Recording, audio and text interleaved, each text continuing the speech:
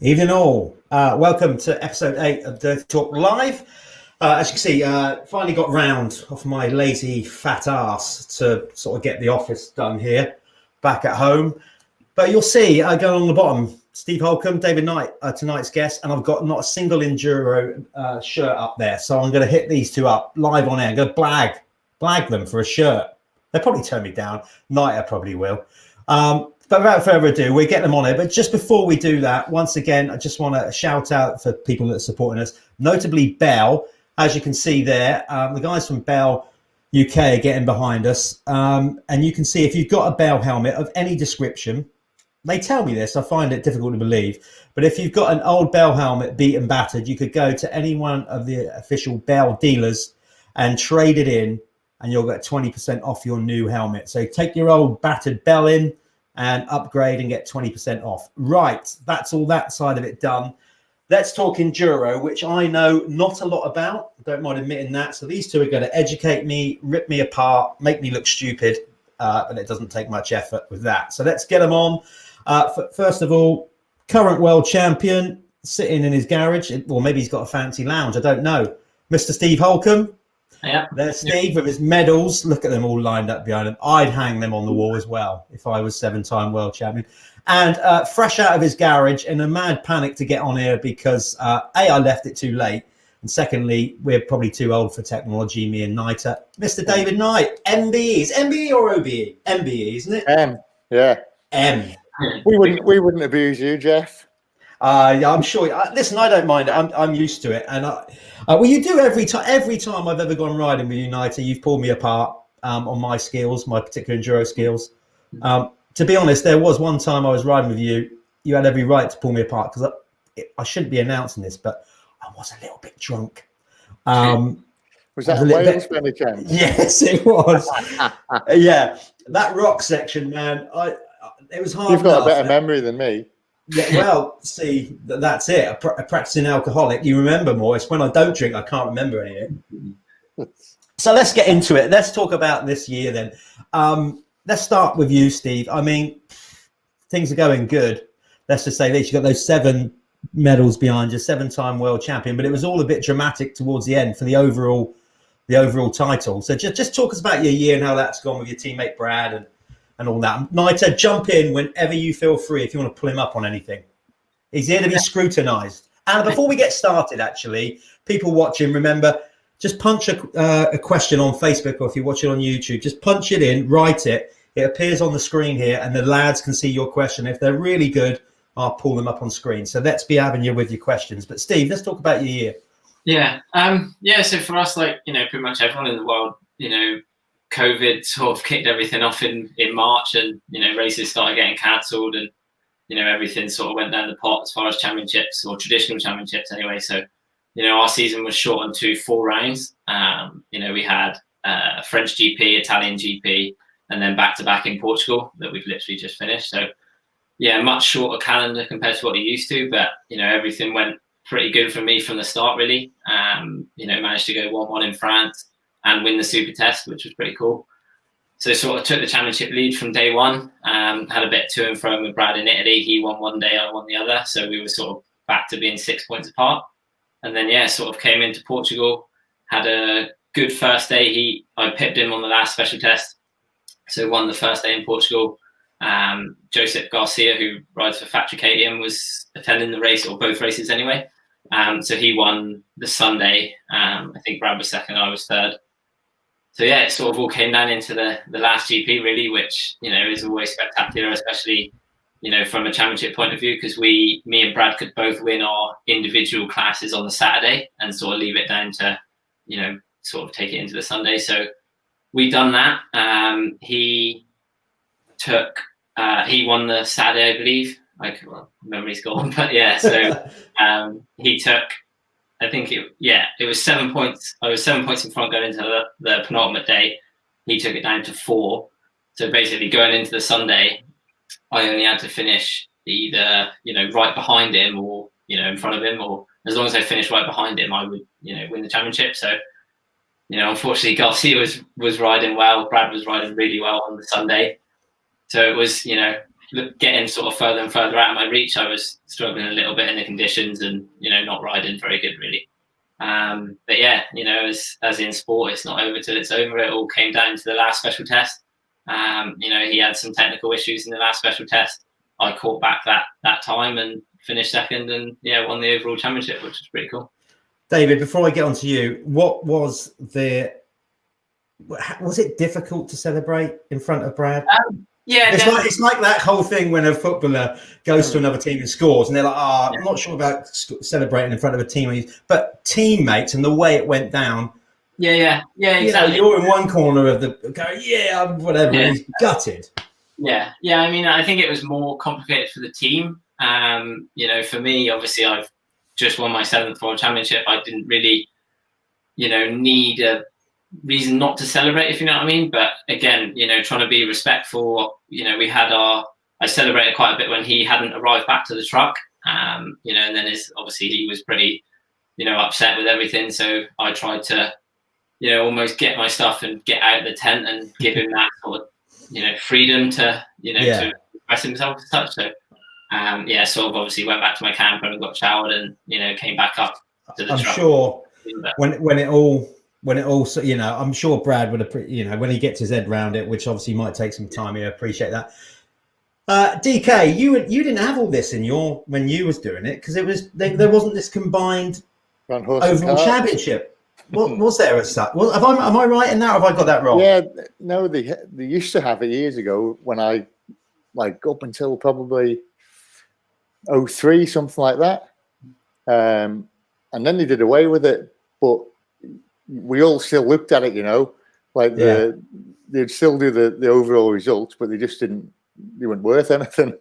But I always looked at them. You always, like, you know, you win your class, but you're always looking at all the other guys and thinking, oh yeah. So that's what my main drive was, you know, to win overall every event. So it's a shame that they did do away with it. I don't know what the reason was. I don't know. There was 5 classes when I started: 125, 252 stroke, 400, 500. So in a lot of ways, that was good, because it got more people. You know, you've got your little guys like you riding 125, then you've got big guys like me riding. Used to be. Well, we all used to be little. Used to be little. Yeah. I don't think you ever did. You never grew up. We just went out. I reckon you probably. I think you were born that size. I don't think I've known you. Anyway, no, it wouldn't have been me. But so yeah, I mean, so you would have been into that then, really. I mean, of having this thing where you just go for it, you know, and everybody's all in to define who's the best in that sense. Yeah, that was, you know, you could win your world championship in the class, but to me, it wasn't. You weren't the best rider unless you beat everyone else. Yeah. So, you know, it's like what's happened with Steve and Brad last week. It's not over till it's over, is it? You know, anything. I've seen it before. I've seen it on the last test happen before, and and I've seen people like, who was it? Holer and Ericsson. You know, Mika had like a minute lead. Yeah, he lost to win the world championship in like 2001 or 2 or something like that. And I forgot what happened. Like, I think Mika broke down or chain snapped or something on the last test, and like Anders won it. But yeah, and then they give him a knife. Remember the presentation? They give everyone they give him a knife. Knife. Yeah, like had these real nice knives, and he says, "You want me to kill myself or what?" And he was like, "Giving this knife," and he's ready to slash his wrists. Just there on the podium, just like he was that. Honestly, he was that poor bugger. Was that gutted? That is horrendous. I think they had to take it off him. But it sounds, we'll get on into a minute. It sounds like obviously there's going to be changes afoot next year again anyway. We'll get on to that. We're starting to get a few questions and stuff coming in, which I'm reading all these questions coming in. So thanks for people that are jumping in. I'll bring some of these up on screen in a minute when we're talking more individual to each rider. But there's a first one. Dick Law, sorry I'm late. Well, poor show. But Dave King, I'll just quickly bring this one up for you, Kinger. Niter, sorry. There you go. Apparently you've promised him to do a legend lap at the Vets MX Nation for next year. So there you go. So we can talk about the Dakar. Steve, I want to come back to you and talk about your plans for next year. But while I've just brought that up, or Dave King has there about the Dakar. So come on then, DK. Tell us where you're at with it all now. You know, you've done pretty much got the t-shirt and everything, Enduro. So, you know, you've taken a back seat for a little while, not completely out of it, but enough. And then what's brought all this this madness of doing? And I find it mad because I think it's mental. I think it is a little bit. Like I've seen some of the crashes. I've seen, and we all heard of the horror stories of being stuck. I was trying to do the TT, but I thought it was a bit dangerous. I thought I'd do the Dakar instead. Well, the TT, you should know your way around there. You could probably get a chance to do it 3 times a week. Yeah, but and learn the track. No, I've not stopped, and obviously I had big issues with my hips and that over the years, and actually now You're not I was due to growing, are you? Yeah, I think so. Going outwards. I was meant to get my other hip done end of last year, and then I went and had all the pre-op done, and I couldn't get it done because I was anemic, low in iron, so got all that sorted. And then this COVID thing happened. So, but this hip's actually been really good. I've just been on that old CBD oil, knocking that in me, and it's cured it. So I'm all right, and I feel better than ever. That lockdown did me the world of good. I was out running, out cycling. I couldn't do anything else. You know, the kids are off school here, so just had a real good time of it. Made the most of a bad job, and lost a load of weight, and just felt really good. Really feel fit again, and got all the jobs that I've been putting off or haven't had time to do for years. So anyway, then ex-sponsor now, they asked me to do Dakar, and I was like, nah, I've been let down before on it. I nearly had a factory ride about 4 years ago. That fell through at the 12th hour. Right. So it's something I went testing with KTM a couple of times, and they asked me to ride in a factory team. And at the time I was winning world championships, and I was in America, or there was all the indoors in the winter, and I love doing them. So I was like, I want to do it, but I'm happy what I'm doing now, sort of thing. And to be successful at Dakar, you need to go and live somewhere like Dubai for half the year, or Australia or America, you know. I'm just comparing that with the Isle of Man. There's a big contrast there. You know, for Enduro, I could go out the back door and go and train until you know, I was good enough. For the rally thing, it's a bit different. But anyway, the Silicon Engineering sponsor, she was hard on me to do it and pay everything, and I was still not that bothered about it. So anyway, I just thought about it all last winter, really, and it bugged me out. I wanted to do it, but I didn't want to do it. You know, it's obviously dangerous. It's expensive. You're relying on a lot of other people, not just you, and, you know, a little team. You need everything there. So I found a good team in Holland, Henk, HT Rally.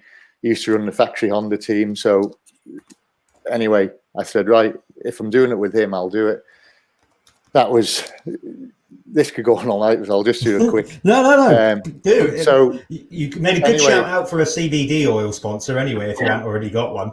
Yeah. Offset. You've already made a good pitch for that.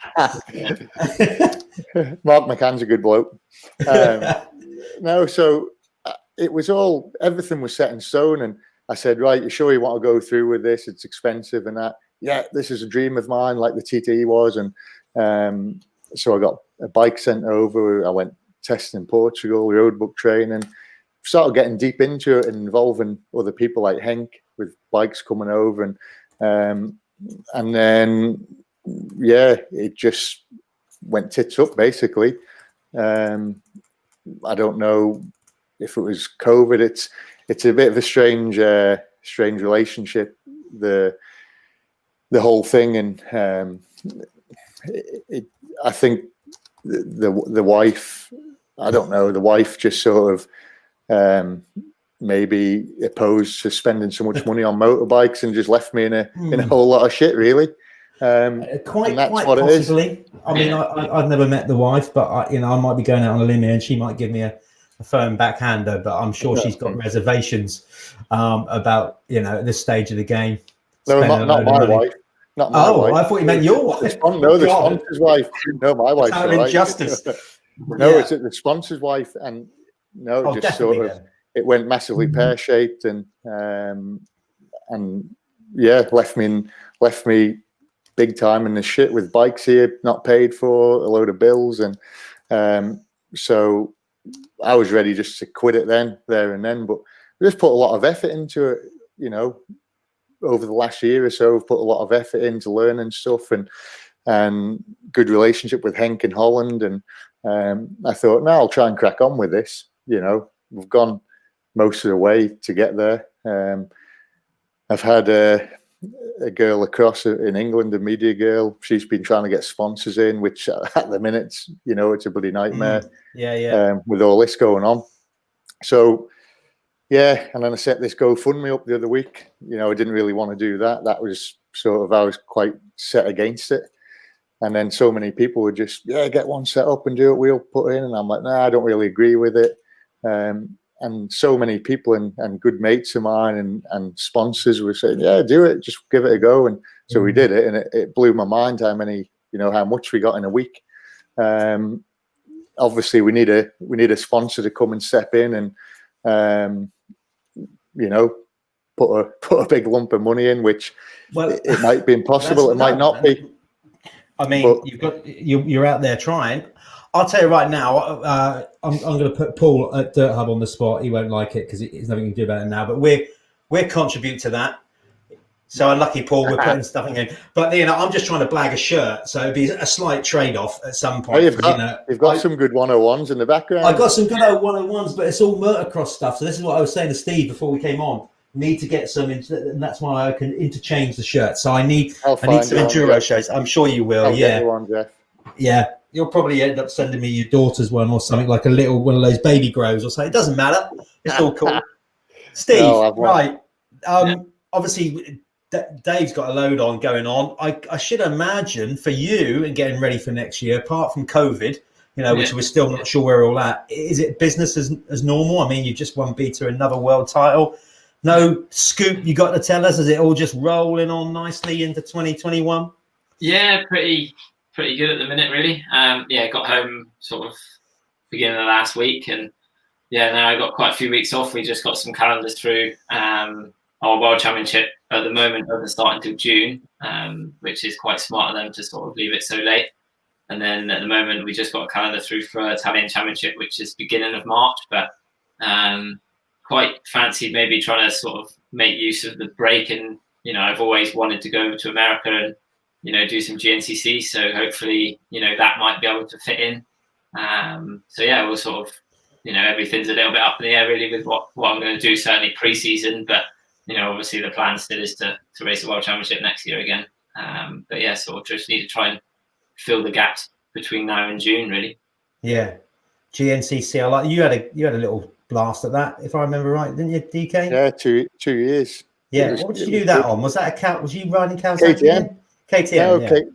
I went from 05, 06 World Championship, winning that, and then Juha was in America, Salmonen. He went back. Well, he was going back, and Kurt asked me. Kurt was team manager then. He said, "Do you fancy it?" And I said, "Yeah." I said, "It's important for me to go and beat the Yanks as much as World Championship was." Yeah. And it was something that I've had in my head from when I started racing. I was going to go to America first and race. I had a couple of offers. Yeah. After the Hawks, remember Hawks? And yeah, when you did that, when Hatch come over. Yeah. That Eddie put on. So I went and won that, and that opened a few doors, and I was like, I'd rather win a World Championship first and then go to America. So I was lucky enough that I got to do it, and it was, you know, I always think why Steve and that don't go and do it, because it was absolutely brilliant over there. Like, good people, so many riders there. Everyone was really, really good. Not that they aren't in World Championship, but it was just different. It was more laid back, and I really enjoyed the racing, almost probably more than what I did World Championship. So I did 2 years there, won that both years, and it was harder. That was harder to win for me than what the the World Championship was at that time. Everyone used to say, "Oh, the Yanks aren't as good," but it was totally different racing, and they were bloody good at what they were doing. And then went back on a Cowie in 09. There was 10 grand prize money on a race, so I picked the Cowie because it was another 10 grand contingency. So I bought a Cowie. and won like 22 grand. So that was good. Well, I can tell you right now, your appearance fee for tonight's show is a packet of probably I don't know, Cadbury's buttons is about the best you're going to get. Yeah, Steve just said though that so Steve, there you go. Like Dave's saying about get over there and do one. So you got time on your side. How old are you now, Steve? Tell us all. 26. 26. DK, can you remember that? Can you remember being 26? I was fast when I was 26. Well, I wasn't fast. In my head, I thought I was, but still slightly enough. 26. I reckon you don't peak until, I reckon you peak about 28, 30, I would say. I think that's about the same, yeah. Yeah, when you get to that sort of, like I was quite late really getting going, but in enduros, but I think it's the same in motocross for a lot of people, even though they say now it's more of a young man's game. But certainly, if you look back up until the last decade, that seemed about the time when you was at your probably your prime fitness, but you also had the experience and learned from a load of mistakes. That sort of 27, 28, and he's already got 7 world titles, so he's in good shape. I've got some stuff to talk about later on about all these changes in enduro, but we're getting a lot of good questions coming now. So let's crack on with some of these. Let's start with, there's somebody asking sort of 2 similar sort of questions here. So Andy Jarvis has come up with this one. We have some great riders from the UK. Do you think the talent will come through, with the young ones coming through the ranks? And then Jonathan Pearson said a similar thing, really. There you go. Oh no, that's not the right one. But anyway, let's start with the other first one then. So, what do you think? That what do we need? Do you think in the UK? Let's start with that, and then we'll get onto the question with the kids and stuff in a minute. Let's go with that one. From Dean Hughes. Yeah, Dave, you can start. I'll give the. What about kids coming through? No. So we're going to start with a different one. Dean Hughes has basically said, "Gents, what do you think is needed in the UK to make the sport as great as it is in Europe?"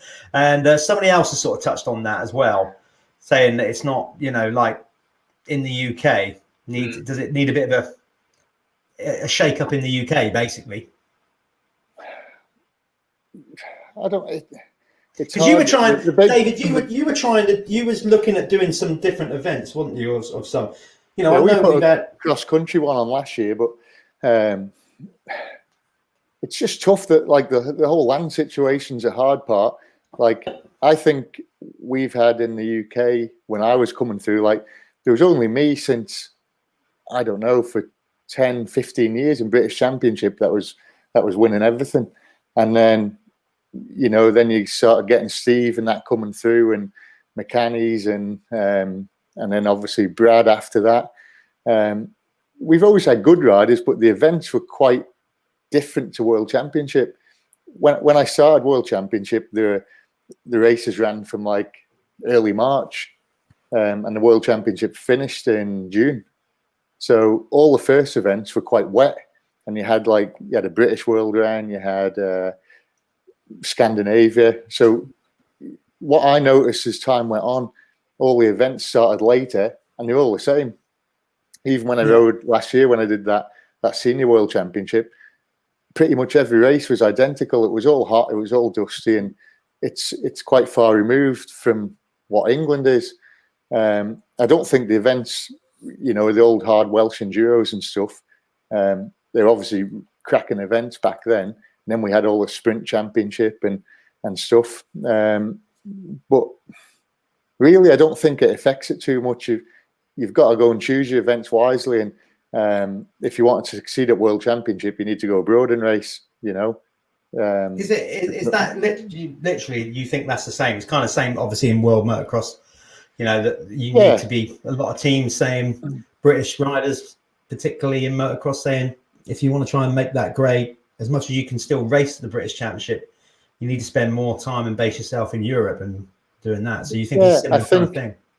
It's a race is a race. Whatever race that you're doing, it's good.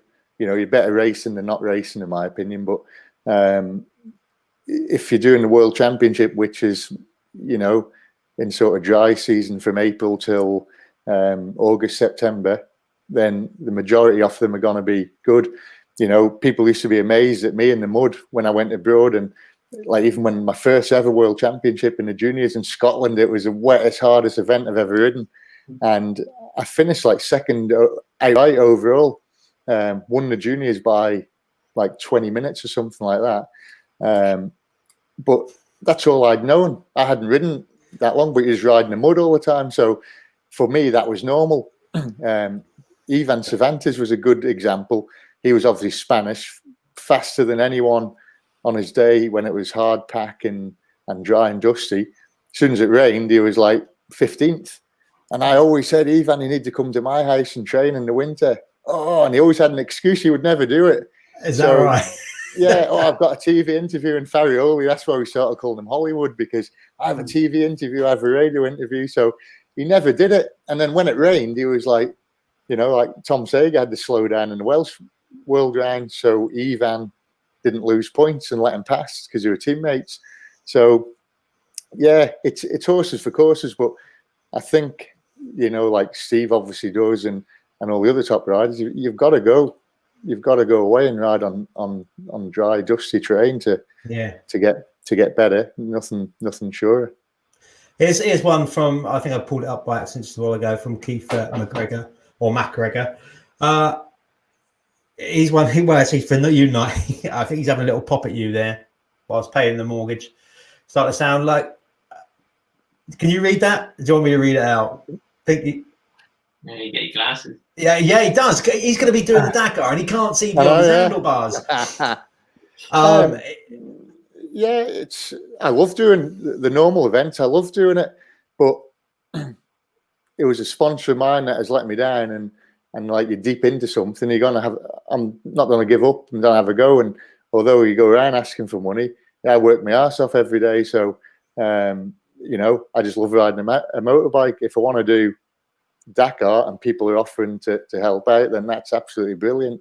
If not, it's happened for a reason. I'm not going to go, So, I just, people give you a bit of shit, but I just absolutely love riding my bike, and that's all I know. So, I still love it probably more than I ever did before now.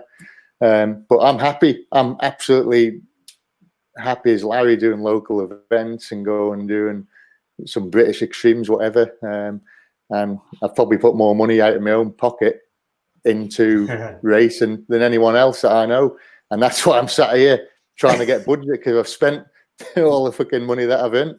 So yeah, it's one of them. But yeah, you can't win everyone. You get a few notches saying and stuff. I was just going to say, trying to find a question. There was a question for Steve here. Okay, there.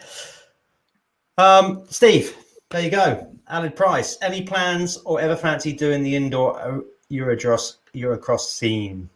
David's laughing, or he's got a big grin on his face. Yeah, I did do one. I think it was 2014 in Liverpool, or 2013 maybe. It really didn't go very well. What was that? 14, that's Steve? Yeah, was it 14? Yeah. And 14, yeah, trouble is, like, it's for me and my style, it's just too out of the ordinary. Especially the way, everyone's going now and how technical it is. I think having a good trials background is definitely, helped a lot. Especially for the guys like Billy and. Well, there you go. Dick Law. Why do trial riders make better enduros? Well, do they make better enduro riders, or do they make better? Yeah, extreme riders definitely. David will probably sort of touch on this as well. Definitely having that. Growing up riding a trials bike is always going to be far better suited for extreme enduro. Whereas you find a lot of top level traditional enduro riders like sort of myself grew up in motocross. Just where the speed's the bigger factor, whereas obviously trials, getting up over things, as sort of efficiently as you can is, obviously a big factor in extreme enduro. I think like Jeffro, you'll know about this a little bit. Like I never rode any motocross when I was a kid or anything. I just, I did trials and I did British Championship level and stuff like that. But I always loved racing around on a bike as fast as I could go. And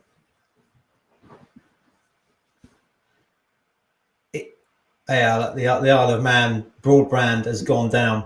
Yeah, 2G's gone. The 2G in the Isle of, he can probably still hear us, Steve. Yeah. So we've got to be careful here, because I bet he can still hear us. He did say he was suffering with the Wi-Fi. So the 2G, as Steve quite rightly said, that they have on the Isle of Man. Somebody needs to go and find a new hamster to stick on the wheel to keep 2G going over there. It's a nice way for Niter to freeze, though. But anyway, look, we can carry on here. So, like we said, have you ever had any plans to do that? Yeah, in short, no. I'll stick to my and then Dan, who you well know, has come on. We're going to get on to the whole Wes thing in a minute. So, what is your take on that? So, Niter's gone off. We'll carry on without him. Hopefully, he'll rejig and come back on. Yeah. So what's your take on that, Steve? On the Wes stuff? I think the idea, you can sort of get behind it a little bit, but I think the way that they sort of went about it is a little bit, odd. The problem is, although Enduro's very sort of, there's a lot of disciplines within it. You've got extreme enduro, traditional enduro, sprint enduro, cross country, and everything. Whereas Wes tried to put all of those disciplines into one category, and the problem with that is there's, you've immediately got rid of so many professional rides, because you've gone, it's like trying to put Graham Jarvis in to do a 3-hour beach race. He's just not a beach race guy. It's the same when you saw Nathan Watson go to extreme enduro. The problem is he's really good at traditional enduro, but he's going to struggle when he goes to Erzberg or Romaniacs, just because that's not what he's good at. And I think it was a bit of a shame trying to put that sort of level of rider in an event that they're really not that great at, and unfortunately it's sort of setting them up to fail. So like I said, I can see the idea with putting all the events in under one umbrella, but the problem is the sport's so diverse, it needs segregation. So hopefully it's good now that we've got our FIM World Enduro Championship, and next year they might have a FIM Extreme World Championship, and it's getting that separation that it needs. Yeah. It's all interesting. I mean, from somebody that's raced motocross for so long, as I said, and follows enduro, not religiously, I don't know, obviously the grassroots stuff, see a little bit, and obviously on Dirt Hub, we cover it well through Paul's knowledge of it. But, I look at the sort of high end stuff, and genuinely, as a motocross rider and motocross fan, I like them both. On equal measures. I'm not sort of siding towards one or the other. Obviously, the Wes stuff, the extreme stuff, is that some of the stuff that Billy and the lads do, and the people that race it, you think, God, the skill set for that. It's like, but like we said, it's sort of really fast technical trials to a degree, but obviously on enduro bikes. But then, traditional, for a better word, enduro, where you guys are going at it and on those special tests and rattling through those trees, which is, until you've done it, and I've only done it on a very small level, I might add. I've done one of John T. Edmund's sprint enduros a few years ago. As I said, I wasn't in the best shape, to be honest, because I was mildly pissed, or hungover. I shouldn't say pissed. But even so, like rattling through the trees and stuff, I was like, man, this is intense. Like, it was a different style of racing. So I think they both warrant recognition in their own merit, don't they? Yeah, definitely. And I think while people are so sort of drawn towards Wes and especially following the events, they've got Red Bull TV, so they've got cameramen and stuff out in the forest, where I think we've only got like 3 or 4. But it's spectacular watching that. It's spectacular watching someone race up a mountain. The problem with us is not many people can relate to watching what we do and sort of understanding how difficult, or how difficult it is really. But like you said, it's not easy to go flat out through trees or over rocks and everywhere, and you got to think we're doing that for a minimum of probably an hour and 10 minutes a day, as well as riding around for 5 hours. So I just think you guys deserve huge credit. I haven't done it, like I said, not enough, but enough to know the skill set and dedication and stuff. You know, it's but then it's funny how each people respect each other. You know, I know a lot of you obviously started doing motocross, so you've got a respect for it. But then there's a lot of enduro riders that say that motocross riders are nuts, you know, racing that intense and being that close in the air over 40 foot jumps. So either way, off-road dirt biking is bloody brilliant. That's what we're getting at.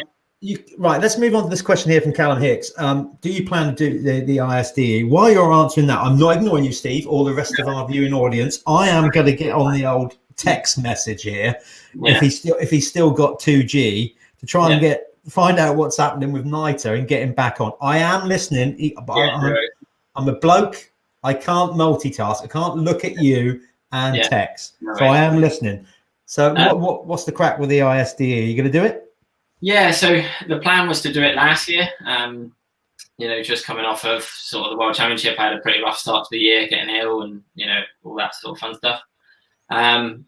Obviously the plan was to race last year with the team in Spain, but unfortunately a few weeks before the event, hit a tree and hurt my shoulder and, you know, obviously couldn't ride.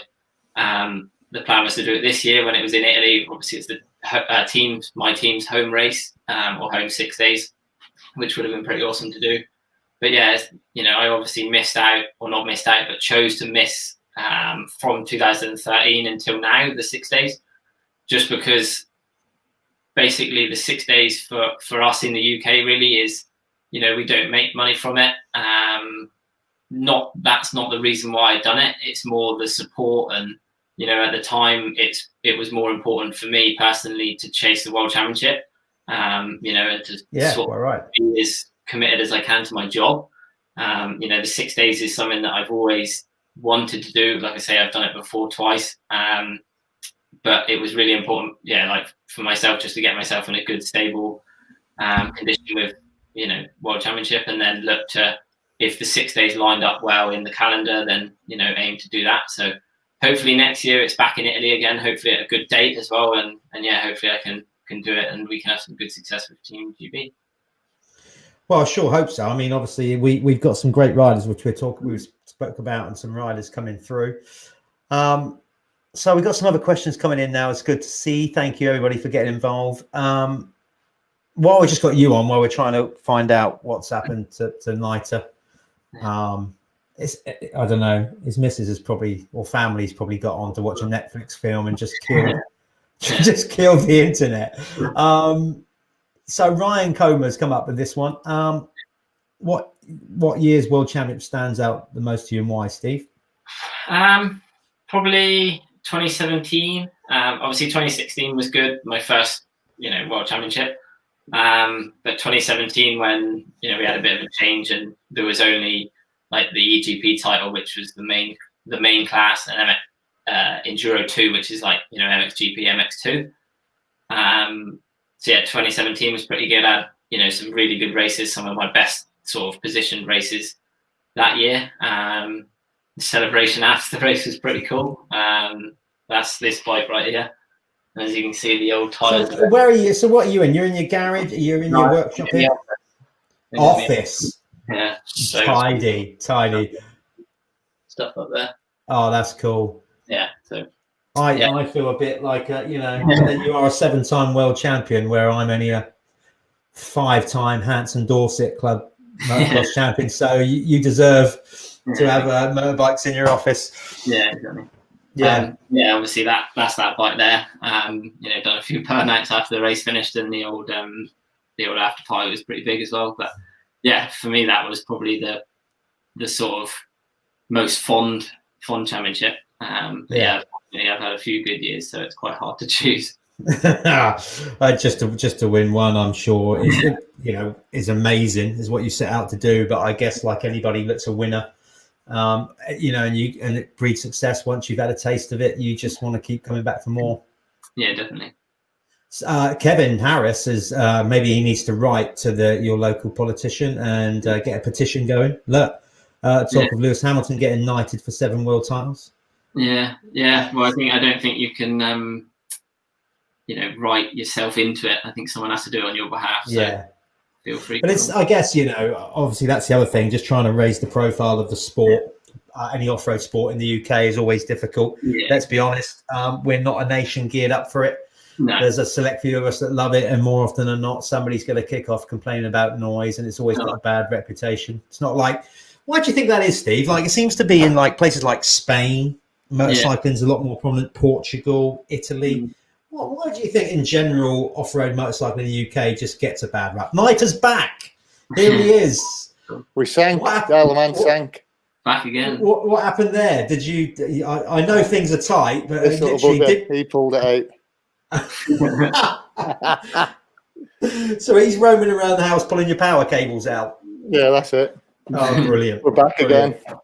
We were just talking. I just asked Steve this question.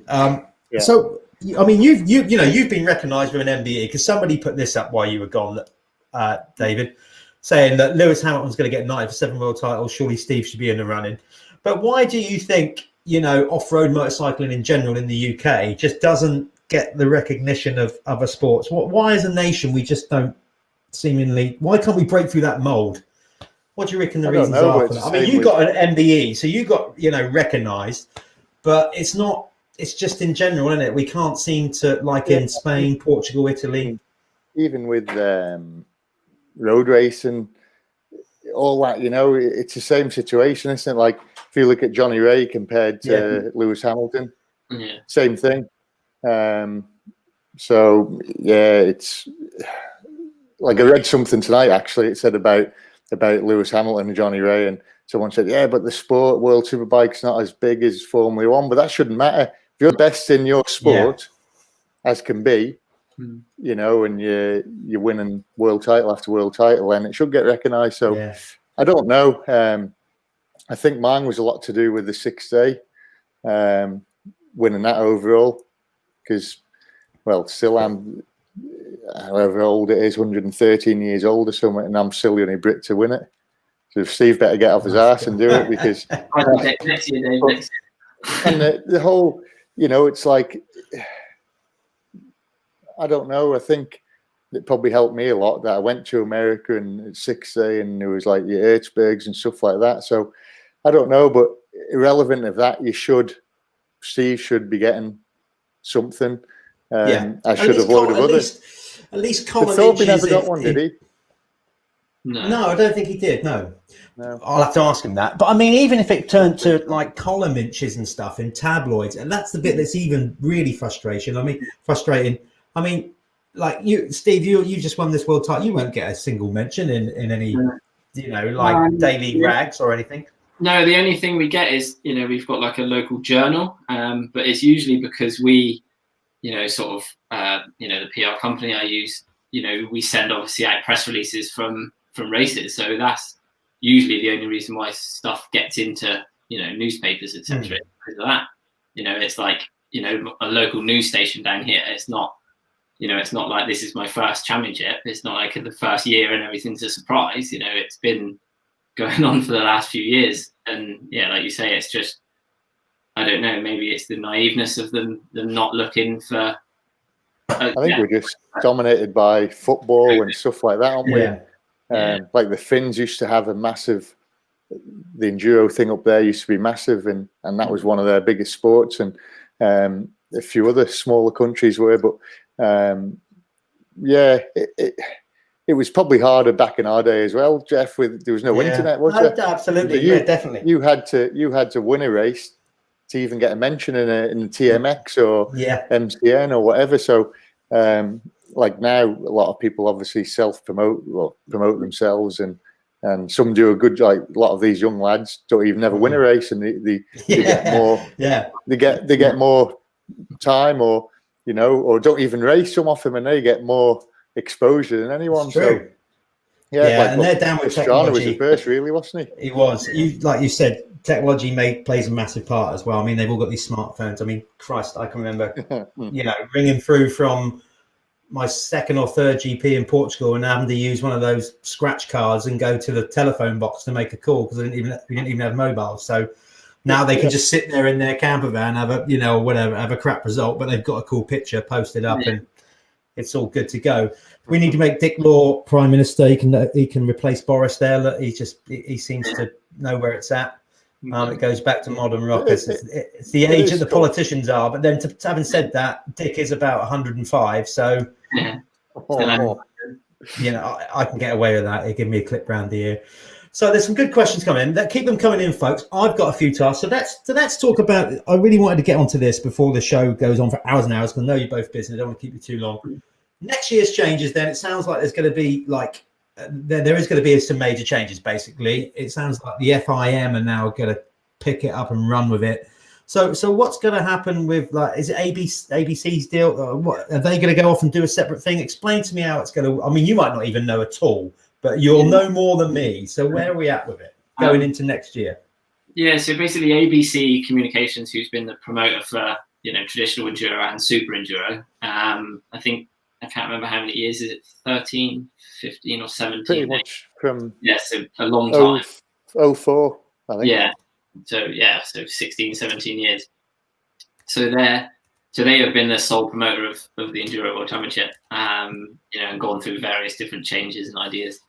And then, so their contract was up the end of this year. So the FIM are taking it upon themselves, I think, this year to sort of cool the shots a little bit and see how they get on with that, with the aim of getting a promoter in for 2022 onwards. But then ABC are still staying within Enduro. They're just running the super Enduro side for the next 3 years or 4 years. So they're not totally gone, but they are from the outdoors traditional Enduro. So do you think, like KTM, Husqvarna, what do you reckon? How do you think they're playing it? Do you reckon they'll come back into it? I mean, is that part of the reason why they're doing it, to try and sweeten brands like that and get them back doing it? Yeah, perhaps. I mean, I don't think you'll see official sort of factory KTM come back. I think probably their MotoGP thing's taken a bit of their budget up. I think sure. It'd be cool. It's awesome to see the brand, if they do come back in any capacity back into the championship, and as well with Husky and, obviously Gas now as well. But yeah, it's a case of, I guess them deciding what they're going to get out of it. But yeah, like I say, it'd be cool to see them back, as well as, riders like Garcia and, and some of the Husky boys back, which would be cool. But they obviously carried on and continued with the WES stuff and the indoor stuff. Do you reckon that's, I mean, you don't know this, either of you you might do if you do enlighten us. Do you reckon they kind of went more down that route because they think that's a better marketing ploy? But then if I'm going to go and buy a bike, I don't look at, and I'm starting out, or I'm already a relatively accomplished enduro rider, the extreme stuff. I mean, you have to have a specialist circuit. You can't. It seems to be harder to get into that. I don't know. Like, I think they will come back. I reckon they've done a deal where, like I was saying off air before, I think they'll do a deal where the West Series will be something official. Like, it might not be called that anymore, but it'll be something official where it's an Extreme World Championship, FIM, and the other side of the deal was that KTM or Husky will be back in World Enduro. That's what I reckon will happen, and it needs to happen really, because KTM's the biggest brand, off-road brand. They should be racing World Championship Enduro. Like, all my history is with them. It's I've had ups and downs with them, but I love the brand. I love and they should be there. KTM is an enduro, like, through and through. That's how they started. That's grassroots as enduro. So they should be there, irrelevant if they're doing the extreme. They'll obviously be doing that, but I think first and foremost they should be at World Enduro level. And the West, the West sells bikes, like all the things, everything on my feed, on my timeline is guys going out basically extreme riding, or they think they're extreme riding, doing all the hard snotty stuff, and you just look at the views on them, and on the Red Bull TV sort of thing, and it's massive. So that's what needs to happen with the World Enduro as well. Make it more exciting a little bit, and don't go too far away from what they are now, but try and get the interest in it, which is not easy, I suppose. But Okay, from both of you both point of view, a simple, you can elaborate if you want, yes or no answer. Do you think this change is is a positive one or a negative one? I think positive. Nice. I hope it is. I hope it is positive because I just think I don't think Blanchard should take all the rap. You know, I think he's done a good job overall. A lot of people criticize him, but like I've seen both sides of it, and I've been on the end of both sides of it, and it was usually the FIM that were, you know, the ones that were doing the stuff that I disagreed with, but Blanchard was taking the rap sort of thing for it. So you're never going to please everyone. You know, Alan did some things that I didn't like, but you just got to get on with it. The FIM did some things the same, but they also did some good things. So I hope that they listen to the, you know, to the people that are there now. You know, your teams, your Azalines, your Beta team, your Sherco, and try and keep them guys happy, because without them, when KTM and Husky left, there wouldn't have been anything left. So I hope it. I really hope that it is a good move. What do you think? Right. So again, comparing it to motocross, because that's the thing I know best, and many would argue I still don't know enough about that. But anyway, that's a different subject. The transition to become, like Steve, you've worked your way up. Is that got any easier or harder? So if I'm an aspiring enduro rider, the one that wants to go and race, you know, like the enduro GPs and everything that you do, is it becoming easier or harder, as in to get rides? We touched on it earlier about maybe you got to be in Europe, because seemingly that's how it's starting to become for British riders who want to get on into GPs. You've got to try and commit more to the EMX. It does become harder and harder to live in the UK to do that with the amount of rounds and stuff. So how's that going for a British rider? Is it, because we're doing all right at the minute, we seem to be producing a lot of British talent that are doing all right. So is it going okay? And if not, does it need to be fixed? What's the deal with that? Yeah, I think, you know, as far as, you know, the British sort of side of things over here and the sport and developing us for the World Championship, I think like Dave touched on, the good thing we got here is, you know, a mix of terrain, weathers and everything. So you get such a broad spectrum of, you know, riding sort of ability. The biggest problem I think in the UK at the moment is, I think, you know, across my whole sort of enduro career, I've probably known of about one or two people that have ever sort of been supported on a wage to race British enduro. Yeah. The money's just not in Britain for that. So most people, to make a living or to, you know, make any money, you need to go into Europe. But the problem is, you can go and race the Enduro Championship, and that's good for 1 or 2 years. But to get noticed, you need to race the World Championship. So, you know, not all families have the money and, you know, the financial side to go and do that. So that's obviously one sort of big handful of, you know, having to go abroad. But, you know, I think we've been obviously, you know, blessed to have, you know, like Paul and David as sort of, you know, aspirations to sort of climb up to. And I think what's good now about having so many top riders in World Enduro, you know, myself, Brad, Danny, you know, and there's a lot of guys now for young riders to aspire to. You know, the biggest problem, and Dave can probably touch on this, is I think at the moment, rides in the World Championship, there's not that many of them. You know, it seems like every year there's a few more going, especially like when KTM and Husqvarna left, there was at least 6 to 8, depending on supported rides as well. You know, professional rides completely gone with them exiting, you know, the World Enduro. So, you know, it's definitely tough from that point of view. And there's not many people now that, you know, are investing in the sport. But, you know, we're proving that, you know, you can come from a humble background and still make it in the sport. So, do you both have your concerns about that society in general? Obviously, and we're going into a bit of an uncertainty, to say the least, regards of where the world's at, regards of sponsors coming in, as you well know, DK, and trying to, you know, get this Dakar thing off the ground. It's not gonna be easy. So, you know, are they genuine concerns? Are you worried about the future of the sport, regards of the money coming in? And if you are, you know, have you got any plans or suggestions on how we can get more people from outside off-road motorcycling in? Yeah.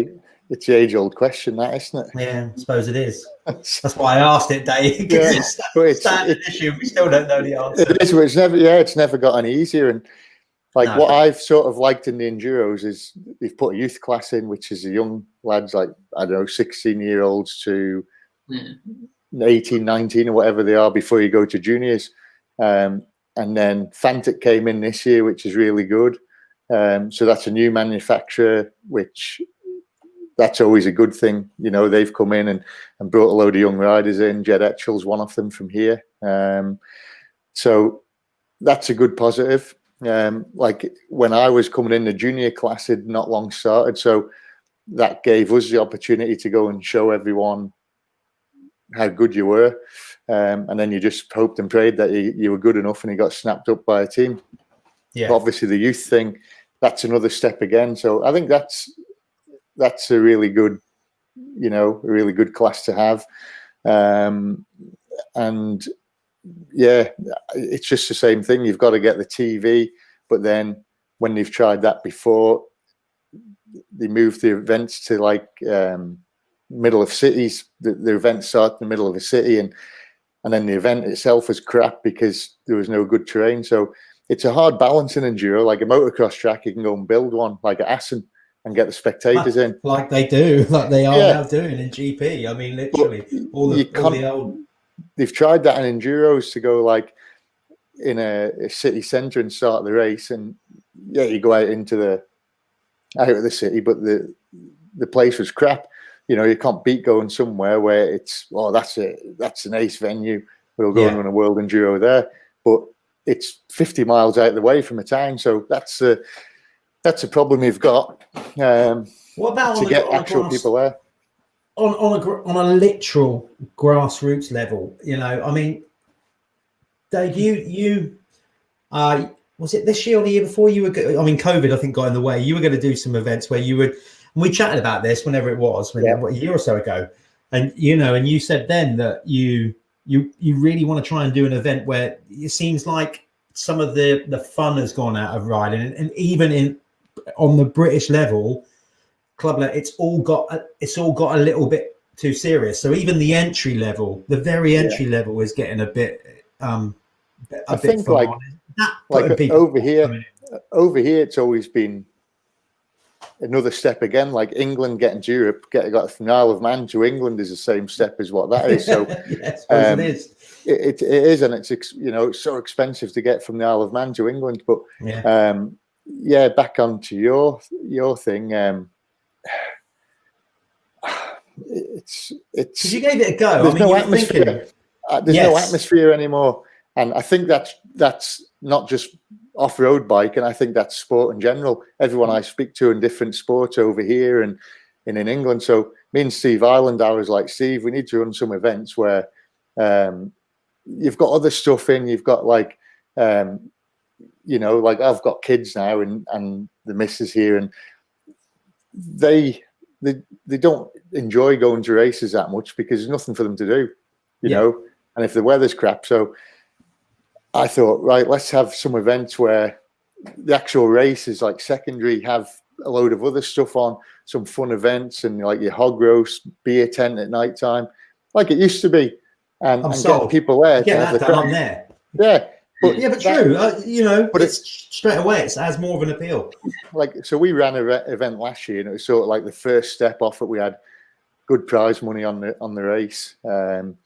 Like Danny, Jamie, Wooten, they made it. They came and did it. But we had like in the evening these Suron electric bikes. We had them like head to head, 4 of them at a time on this little track, and it was absolutely cracking. It was so good.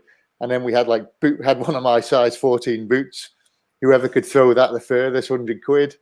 And prizes fat. We had like kids racing on the little balance bikes and stuff.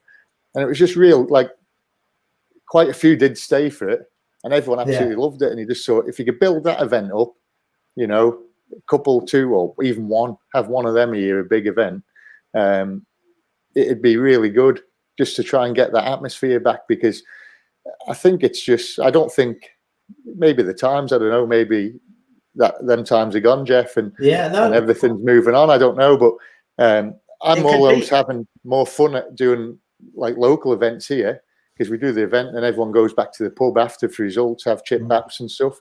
And I'm absolutely loving it. After lockdown, we had events every week, Wednesday night, Sundays, and it was brilliant. And everyone was having a blast. So it's still possible. We've done it here, but exactly. I think you might be right in the fact that society and the next generation of kids or whatever seem to be, they don't want to interact. They want to spend more time looking at it virtually on their phone or tablet or whatever. Maybe they don't. Maybe I like the idea of the boot throwing thing. I don't know if but maybe don't interact that with the kids on the balance bikes, because that would be the next level. You've got to try and knock one of the kids off with one of your boots. Skittles, mobile Skittles. Maybe as the drink flows, but I like the idea of obviously doing more to get people, because I'm not about necessarily getting people into it that want to ride. I'm all about getting people off the streets that don't know what off-road motorcycling is, in the hope that they come along and see a bit of that, not knowing what it is, and then see the sort of camaraderie and the family ethics of what we do. Because unlike I've always said, for example, if you've got a kid and he wants to play football or BMXing or skateboarding, you buy them the BMX, buy them the football boots. Okay, you might have to take them and go training, but you don't. With off-road motorcycling, a young kid cannot do it without the support of his parents to get the bike there, to buy the bike and whatever. And that's why, once you get in it, as we all know, because we're all in it, clearly, because it's rooted us in, it's that side of it that the general public, it drives me absolutely bonkers and mental that it gets a bad rap when they just don't realize how so much of a family sport off-road motorcycling is. And that's the bit that always really makes me. And there's so many kids that have never had the chance to do it. That could be unbelievable. Exactly. Like I've seen kids on BMXs, over here, and you just think, whoa, how good's he? And, no money at all, the family, and piece of shit BMX that they're on. Yeah. When we were kids sort of racing around, you always had, all scraps and that, but you don't see that as often now. But I seen a kid down the skate park and I was just like, whoa, blew me away how good he was. Just a young lad. And he was just down there every day. So he might never get a chance to ride a motorbike. And if he did, he would probably be unreal. So, and there's so many kids like that around the world, isn't there? Well, maybe Jake Smith might be on something here in the future. Still, that's the trouble here. You've got to go and buy a bloody bike, which isn't cheap. But the whole electric bike, we've all seen on social media, which is that we've got almost contradicting what we're saying. But, you've seen who was it now? Josh Hill going on an electric bike in skate parks and stuff in America, which obviously looks a lot of fun and whatever. So Jake Smith's got a question there. How's the future of electric bikes within the sport of enduro? Where do you see that going? Do you reckon that, the whole electric thing is such a debate, isn't it? Regards of, yes, they're doing them. Me personally, I can't see any quick fix with us transferring over, just because, I don't know, maybe with our sport, but the car thing, they're saying about the electric chargers and them running out. It's like doing an enduro and knowing you've got enough charge. I mean, how's it going to work with you guys? Do you think we'll see a change in enduro anytime soon? Like within the next 5-10 years, decade? Do you reckon you'll be riding electric bikes? Hopefully, it happens after 10 years and I'll be out of the sport. Brilliant answer. The right answer for where I'm sat, Steve. I've been doing a bit with electric bikes with Suron. I've got these little ones here, and I'm just I'm waiting for a full size one to come now. Sort of pre-production bike. Are you for real? Yeah. I've been involved with it for a while. Right. But I think if you when I first rode, I was real skeptical, and we see the electric TT over here, and the boys do one lap, and it's a TT win, and McGuinness will probably knock me out or try when I next see him. But it's so shit to watch because there's no noise or anything, and it's just different. And they do one lap. It'd be all right if they were racing head to head a bit, but they all come through 10 minutes apart, and half of them, there's 6 of them start and about 3 of them finish. So, but the technology and the Mugen and stuff that obviously Honda. It's unbelievable. And even these little bikes that I sell, if you use them for what the purpose is for, they're absolutely brilliant. So good fun. But if you're on about replacing the bikes that we're riding now for electric, then I'm with you guys a little bit. I don't want that to happen. But when if you had 10 electric bikes or an event for electric bikes only, then I think it would be good, because when I've ridden them, the things are absolute right good laughing. I rode an Alta in America a couple of years ago on this little track, and I swear I was faster on that than I would have been on my enduro bike. Yeah, I'm sure you would have been. No clutch, response and just to get over the obstacles and stuff. I guess. Well, it's just like a little turn track, but you've got no inertia, so you could turn the thing, and it like when you shut the throttle on, especially on a 4-stroke, but even on a 2-stroke, the front end will go. But this thing was planted, and I was like, bloody hell, this is like one of the best bikes I've ever ridden, turning, and it was fast. But so I think eventually it's going to come. I think so. I mean, even if they start, so you bring in kids in on that seems to be the way to do it for me. But again, like if I'm rattling through the trees, which obviously you guys have done so many times more than me, but when I have, and you can hear the sound of your own bike bouncing off the trees and whatever, and that's no, straight up, Steve. I mean, it's a buzz, isn't it? Come on, you're rattling, you're weaving through trees and whatever. And the same with a motocross race. Still so many people get excited about the race, and see in the first corner, you take the equation of the sound out of it, and it's just not. But I guess the enduro is slightly different though. With motocross tracks, we get 40 riders coming off the line, and that makes a lot of noise and a lot of Do the enduros that you do in the UK and whatever, are you getting more noise complaints now? Not that you'll necessarily hear about it, but I'm sure the organisers would say, have you lost a few enduro events in the last sort of 4 or 5 years because of noise and people complaining? We're obviously losing some motocross tracks now because of it. I think noise is obviously a part of it, especially with us in enduro, we need nature really to ride on. But as well, it's not only the noise pollution, it's us damaging the ground, and people, a lot of places close down and we're not allowed back because people illegally ride, after the race is gone or before the races. But it's definitely a way that the future's going. But just for me personally, I'd rather not race an electric bike around. He's got to get all his titles done. Bang, crack them out. I think with the we're seeing it a lot over here now. Like this is meant to be the Isle of motorsport and motorcycling and stuff, but it's got turned into an absolute joke at the minute over here, and it's probably worse than it is in England. But no matter. There's no noise limit over here for the TT, so they try and use it, but there actually isn't a legal noise limit. So, is that right? They don't tell you that, but I've been looking into it and stuff for years because I've had hassle. But if you take the noise away, the same people are still going to whinge and complain about something. They just don't want you. They don't want people enjoying themselves on motorbikes. And if it's an electric bike, they'll still be saying, "Oh, it's tearing up the ground," or they'll never be happy. So you've just got to fight them from the off, because even like mountain bikes over here, they sort of, massive over here now. But they're starting to get stick off people now, as well. So I think it's just the world we live in. There's so many do-gooders out there, and they call them snowflakes. If you do anything at all that they don't like, then they just try stopping it. They just rather sit in the houses like they're doing now. The lockdown, exactly. We've got to stop doing these shows because we're encouraging people to stay in and moan. Probably. But I think it's getting ridiculous in some places. But I've been to tracks that we've ridden for years and years, and then it gets stopped, and within 2 or 3 years, you would never know that there's been a motorcycle on it. It's all grown back again. Everything's exactly how it was. So, and then over here, we're getting trouble with the forests.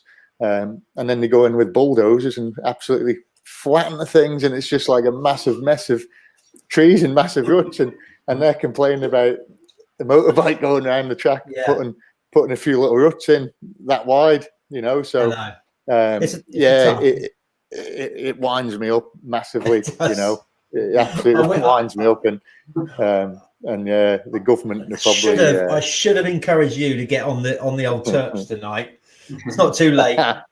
It's only Monday. It's only the start of the week. You mentioned snowflakes there, DK. So let's just talk about that. I mean, coming into Christmas, looks like you know, we've got all the stuff going on tonight. Actually, Boris was on the TV.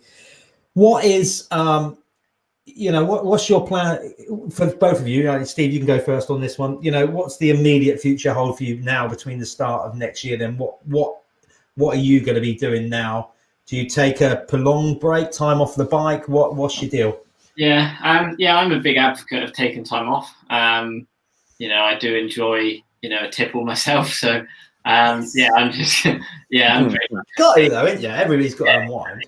Exactly. Yeah, especially like, you know, our sport's pretty, you know, it's professional, but it's not, you know, up there with the motocross. So we can obviously enjoy a drink or two in off season, and, you know, not really sweat about it too much. So yeah, just, you know, take my time, have some time off, enjoy what we've done this year. You know, like I say, I'm not really going to be starting anything race-wise until March. So yeah, I can afford to have a couple of weeks off and then tick over a little bit over Christmas, and then sort of, you know, mid-Jan start getting back on the bike sort of properly anyway, and start building up for the next year. If we were in lockdown, which is a bloody good chance that we might, have you got a contingency plan already put aside for that or not? Yeah, a couple of different things. Like, fortunately, with the ACU, we've got I forgot the word. You know, we have permission as well to travel, etc. So, do you? Yeah, that's so convenient. Yeah, exactly. So we've just got to get, you know, a COVID test, obviously, when we return back to the UK. So hopefully, you know, if things do get proper serious home here in sort of beginning of Jan, probably it's best for me to head over to Italy if things are all good there. You know, and just do my sort of pre-season over there with the team, where, you know, everything's easy to test, and, you know, we can start getting the bike dialed in for next year. You'll be in a good situation though, now, Steve, won't you? Because your bike's obviously good.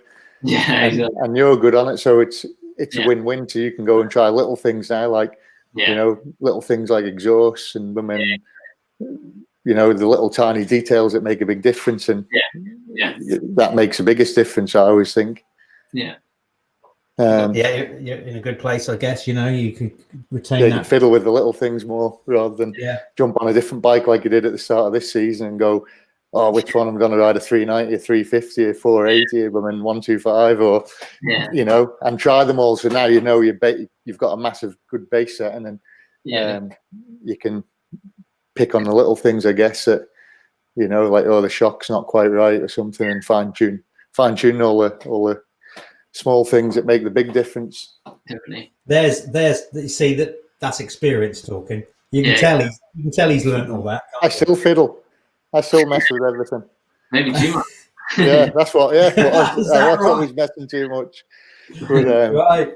So what's okay? So, Naya, what are you going to be doing? Obviously, this Dakar thing, you know, it's going to take a lot of work. You committed to it. You want to do it. Trying desperately hard to get the sponsors in. But it's one of them, Jeff. So you're going to be busy. Are you going to be? Well, you've got to balance time between trying to get it all organised and try and go and ride, and we might be in lockdown. It's not. I mean, you are taking on we've been good challenge here. We've been good over here because we had, like, after the first lockdown, we had 110 days or something without any cases.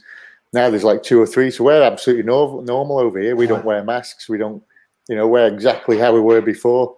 So we've what did you say then, Steve? Was he having an Isle of Man pop? Yeah, probably. But the trouble is, if I go to England or go anywhere, we've got 2 weeks isolation. Then we've literally got to come straight home. And if I stop for fuel on the way home from the airport, 60 days prison, no nothing. That's it, straight in prison, 60 days. And there's been quite a few of them, you know, just silly things. People, but that's how strict it is. If you go, like, people have come back, they've nipped to the shop to get some bread and milk and that, just for the night to keep them going. 60 days in prison, so you can't mess with it, which they've done right, really. You know, but it is how it is. Like, I can't I can't justify going away for, to do some training schools or whatever, or to go testing a bike for a few days and then come back and have 2 weeks where the kids have to stay off school and the missus has to stay in. So it's hard, it is hard, but the Dakar thing, it's just taken so much time up, and everything was set, and then the sponsor backed out. I've got a few meetings the next couple of days with some potential big sponsor to get us there. If it happens, it happens. If not, if it doesn't happen, I'm a big believer in it's happening. It's not happening for a reason, you know. And I can crack on. I've got so many things to do. I've got my own business here, doing suspension, doing bikes. I've got. He'll be fiddling, Steve. He's got loads that he can fiddle with. He's already said it. I fiddle with everyone else's bike now. But yeah, and I haven't had time to ride. I rode yesterday the first time in about 3 weeks. Did a motocross practice day because my little lad wanted to ride. He's on a 65 now. So just I've been flat out, but it's keeping me busy, occupied, and I should know. I think definitely this time next week I'll know if I'm going or not. If I'm not, then like that guy said before, I will get back to basics more again. Like I'll take some pick next year. I fancy.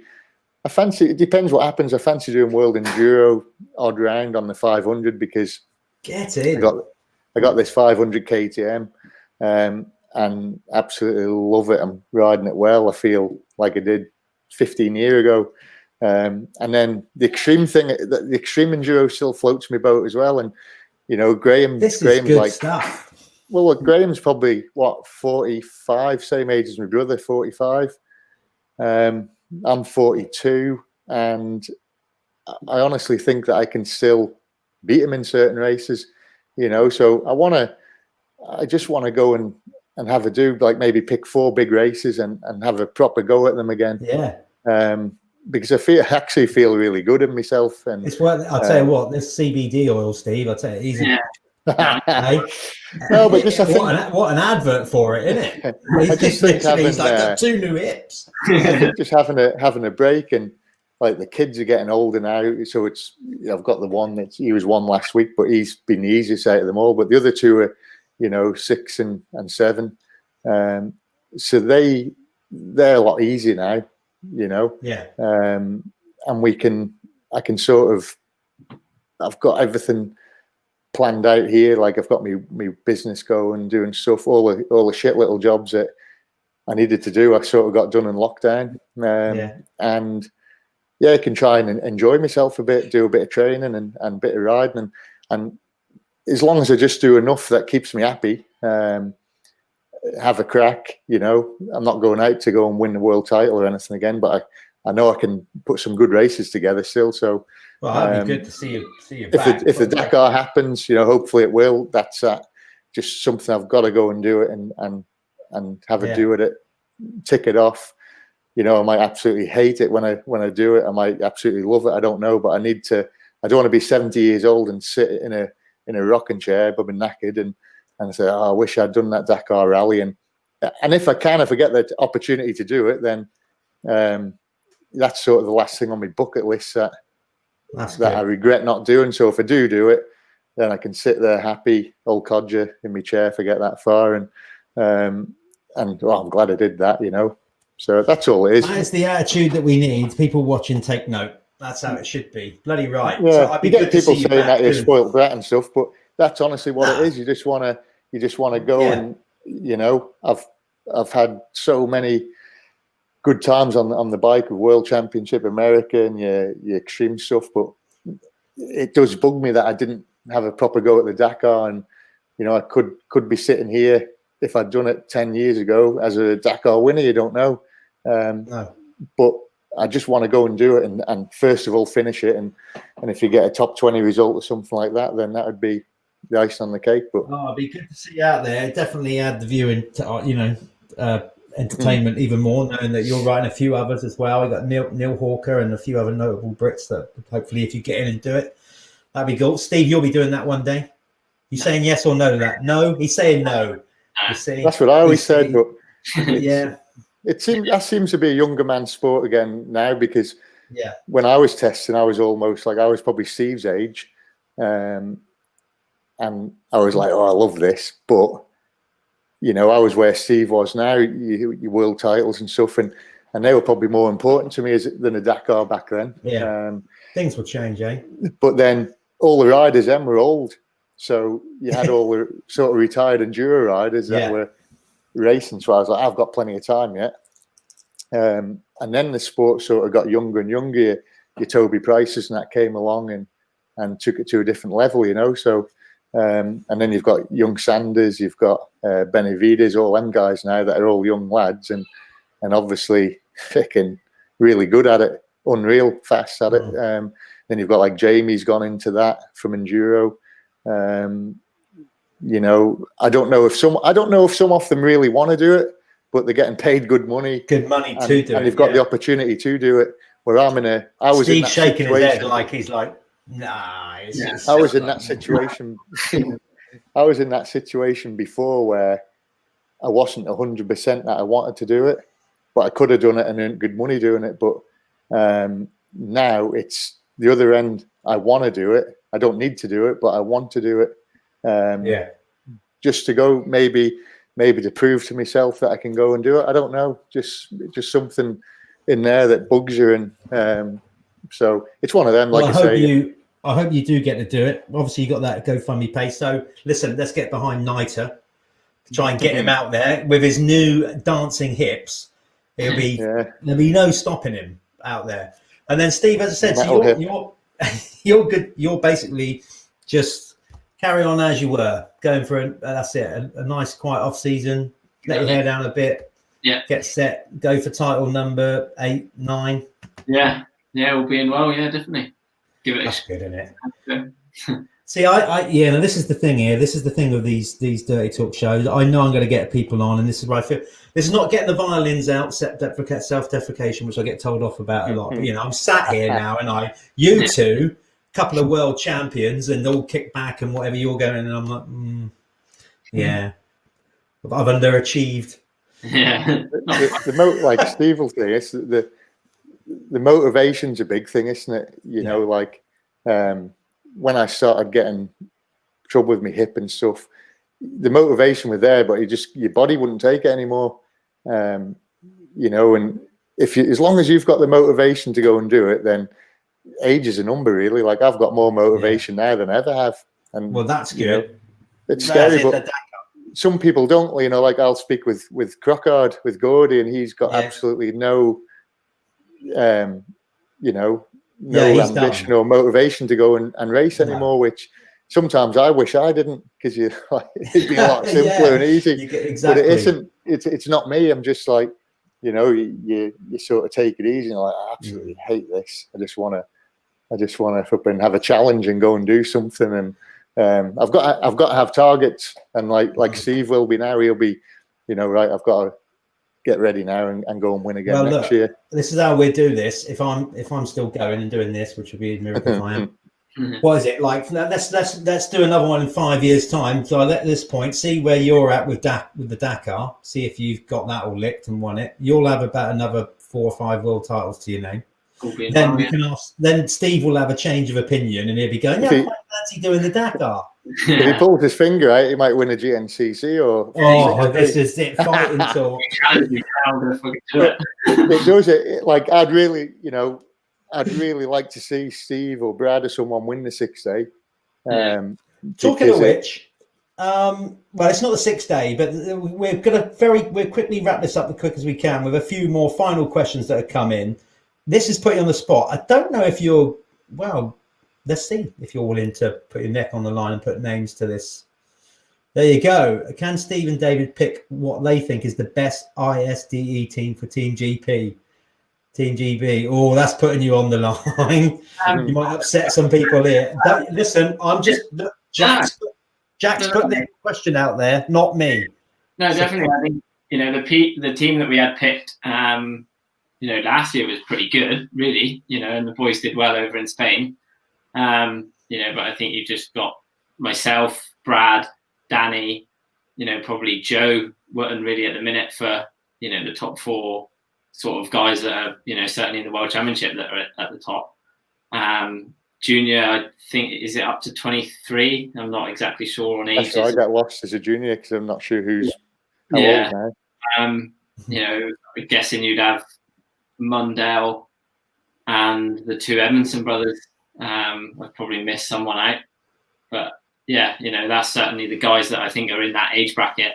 And us guys that are sort of at the, the top of the UK scene as far as World Championship goes. So yeah, with the I don't know loads about it. Obviously, senior team, I'd have Steve, Brad, Danny, and then Danny, Wooten, and Jamie. There's 3 there that you sort of.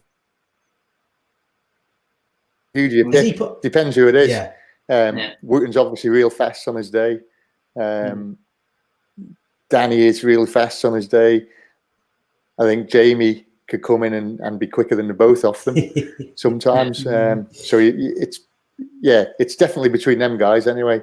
And junior team, I would have probably Jack, Mundell, and then I'd say Etchells at the minute because he's been beating. I don't know if there's anyone else. There's other guys, but I forget honestly the juniors. I don't know who's youth, who's junior.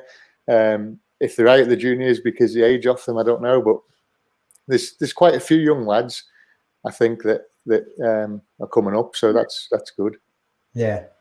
Well, there you go, boys. So if any of your names got mentioned there was a lot of recognisable names even for me.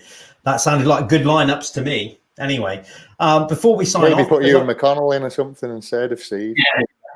Yeah. Me or him? No, put you and McConnell in instead of Holcombe. Before you'll start walking the test tonight before the first day. Yeah. Walking backwards. Yeah. Putting a second-hand chain on from the year before. Before we sign off, because I've kept you. Look at that. We've done an hour and a half. I knew it'd go quicker than I thought. Niter went off for a shifty pint halfway through, making out like his cable was falling out. Yeah, I know. You could have drunk on here. Look at this. I don't. Who's this? You obviously know him, Steve, do you? Bigging up what you've done for Beta there. I just thought I'd bring Carl JJ's thing up. Thank you. Yeah, there you go. Yeah. Credit where credit's due. Helps to have a good. Yours, on the other hand, Niter, clearly some of your mates coming on here, and here we go. Harry Neal, he's not bigging up for what you've done. Well, he is to a degree, but he says that your famous record of always eating pork pies. Yeah, that's my brother. June was a pork pie eater. Yeah, I'm right. Burger Man. Burger Man. Well, it takes a lot of calories to run. June used to have a mini pork pies in his bum bag riding around. He still does. You'll get to a check and he's got the old pork pie in his mouth. That is brilliant. Little mini ones, not the big ones that he's got to cut because he can't do. No, only for the 6th day, them ones. Well, listen, on the note of talking about pork pies, that's a good. I'm going to get some food. Listen, fellas, we could talk, and we will do this again, actually, when the season gets going next year. Hopefully it will. And hopefully David's gone and done Dakar. We'll catch up at some point in 2021 to see how the season's going or where we're at with it all, because I'd love to get you two back on again. It's been a lot of fun. Thank you, everybody, for your questions. I'll let you go. Niter, you can go and chase your little 1-year-old around the house. Yeah, get him to bed now. Steve can get the duster around in his office. Actually, it looks pretty immaculate, doesn't it? There's a bit of dirt on that handguard there. Oh yeah, that's probably where I binned it.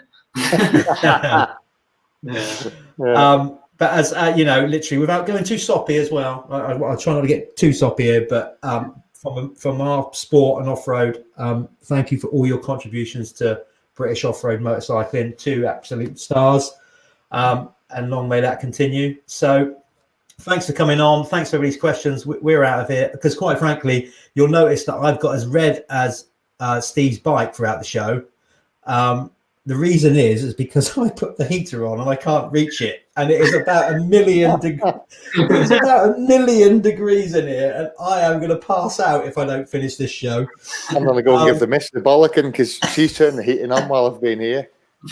Wasting money. That's it. That's money got to be saved towards Dakar.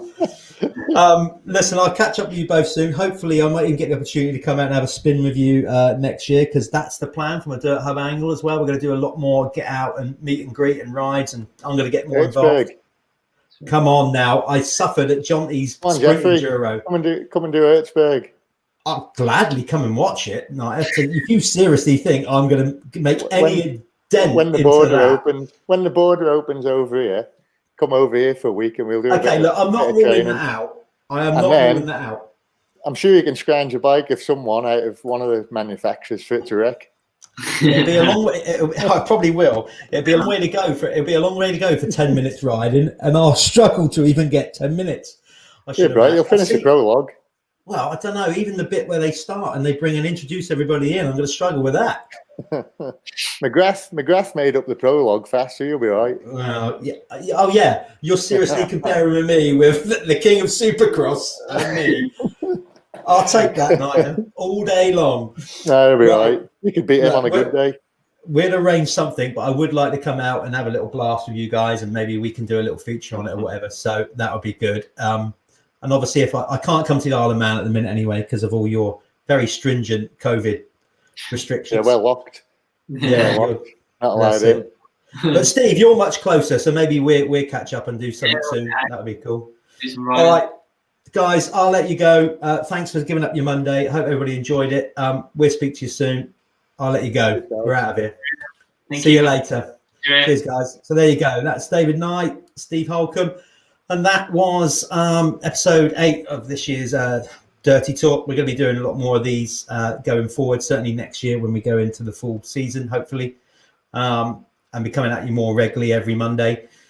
In the off season, they might be fortnightly or whatever, but hopefully when we get running with a proper season and everybody gets back to racing, and whether you've had your jab and you can get riding, or wherever the world's at, hopefully we'll have more action going on spring, summer of next year, so I can do more of these. But again, thanks for tuning in. It's been a blast talking to those two. We'll be back maybe next Monday after that. I don't know who the guest's going to be yet, but keep tuning in to Dirt Hub on our social media and obviously our website to find out who our next guests are going to be on Dirty Talk. That's it. I'm going to go and get a beer or another cold drink because I am going to pass out. It's so hot in here. I've got to get that addressed next time. But again, thanks for tuning in. One more time, just very quickly. Remember, there you go. You can trade up to Bell helmets. So if you've got an old Bell helmet, take it to your local Bell dealer and you will be able to hand it in and get 20% off a new Bell helmet. So make sure you do that if you're a Bell helmet owner. That's it. I'm done. And I'm out of here. So we will see you every Monday or Mondays from here on in at 8 p.m. Bi-weekly or weekly, whatever, I don't know. But enjoy the rest of your week. Stay safe, everybody. I'll see you soon.